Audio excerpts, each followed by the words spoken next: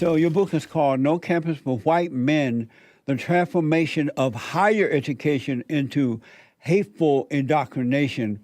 What was it like for you in college? How did you deal with all this while going through college? Well, it wasn't that bad when I was in college, and I was, graduated less than 10 years ago. I mean, one of the things that made me want to write this book was, I was covering news topics when I was at Campus Reform and Daily Caller, and I was seeing all these news items that talking about white privilege and like these classes that were being required for kids to learn about anti-white racism and teaching that. And I was like, this is pretty insane with what's happening. This is very different from my college experience. Like, I had never heard of white privilege until I started writing stories about white privilege. Yeah. That wasn't even taught to me. I mean, I went to, it was a very basic college experience with me, but I was seeing that this was not just, a few oddball colleges, that this was everywhere. And what inspired me to write it was in 2015, the University of Missouri had, they would have been Black Lives Matter protesters at that time. Black Lives Matter was still there. These Black radicals took over the university over these incidents that weren't even really racist incidents or were even hate hoaxes. Like, there was one kid who claimed that he saw the Klan roaming around campus in 2015 Missouri, which the Klan really doesn't exist anymore.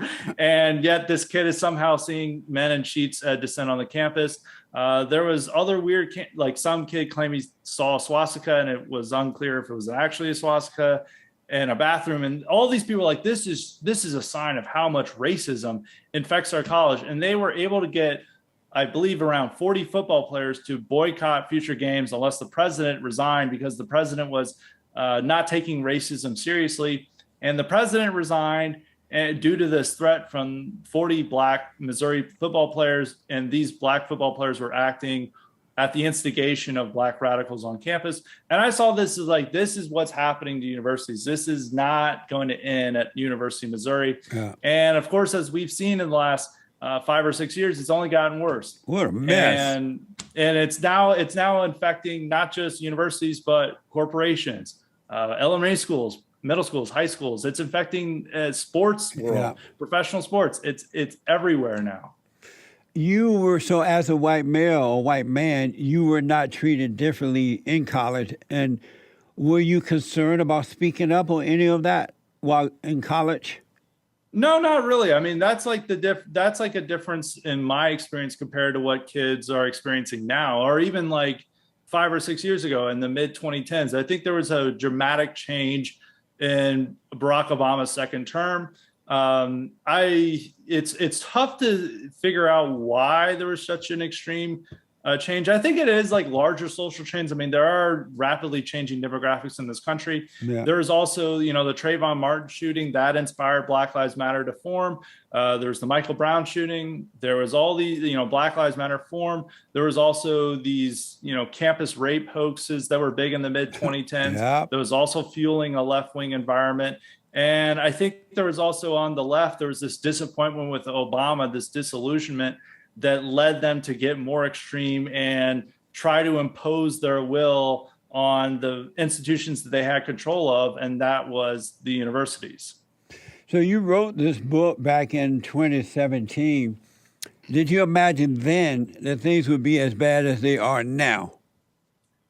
An inkling, yes. I mean, but not to this extent. As I argued when I was, promoting the book back in 2017, I would go on these shows and these conservative radio hosts, they listen and they'd agree with me. They're like, we agree that this is all very extreme, but we think all these snowflakes, once they get in the real world, once they get a real job, they're going to get a rude awakening and that they're all going to wake up and stop being radical and being normal citizens. And I kept telling them like, no. Nope. That the opposite is going to be the case. They're going to take over the HR departments and they're going to impose their will on the rest of the corporation. They're also going to, those kids are going to go through, the teacher programs and they're going to bring these ideas to the public schools. And I was like, this is not going to be limited to the universities. And sure enough, I was right about that. But in terms of, kind of the religious revival element that happened after George Floyd and, every corporation and every sports team now having a Black Lives Matter message in like the end zone, I didn't think it was going to go that far, but I mean, I was like, this is possible. And especially, I mean, I could have seen that with, the reaction to Colin Kaepernick kneeling and other things. There was already these elements there, but the type of,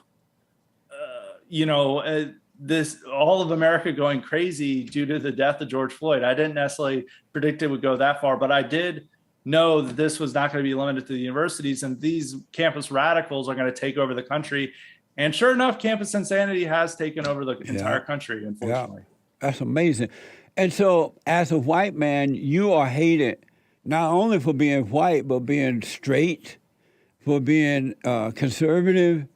And I don't know if you're a Christian. For being 6'2", especially. Yeah, I know. I mean, should white men even bother attending colleges these days? Well, it depends on what you want out of college. I mean, if you're not really sure why you're going to college, if it's just like, well, it's the thing to do, I mean, you really have to reconsider, you have to reconsider that point. If you're going to a really good school, you've got your values, your very strong values, and your university isn't putting you, on super lockdown. Like there are some universities that are ridiculous. Like I saw Amherst College, which has a double mask mandate, not just a mask mandate, but a double mask mandate. So you have to sit in class with a double mask on. And then they've barred pretty much all social activities on campus. Like after class, you have to go straight back to your dorm and just isolate. And there's another university in Connecticut that's imposing a similar thing, and that they'll fine you if they find you out socializing. Wow. And so there's some universities like that. I mean, there's other universities that's not that bad. I mean, pretty much every university has some type of mask mandate, but you can still like enjoy that life, and you're not getting into too much student loan debt. But the deal of college is getting worse and worse. The cost of it is increasing, and what you get out of it is decreasing. And I think if you're like 18 years old, you just graduated graduated high school, of course, you have to really think, it's like, is college the right move? Like maybe you should think of like what you actually want to do with your life. Is this worth getting like $50,000 in debt and having a worthless degree, and all you learned about is how white people are evil? Is that really what you want to learn about? You just have to rethink this, and it's on an individual basis. But I think for every, high school senior, you have to look at this and see if it's the right move for you. And you have to understand that every college campus that you're at, well, not at different levels of it, you're going to be considered the great villain, the great devil if you're a white male. Yeah. And you may think like, well, I might as well just go to trade school. I like working with my hands. I'd rather be outside. Yeah. And I'd probably make more money than off of any degree I'd earn at a normal university. I totally agree.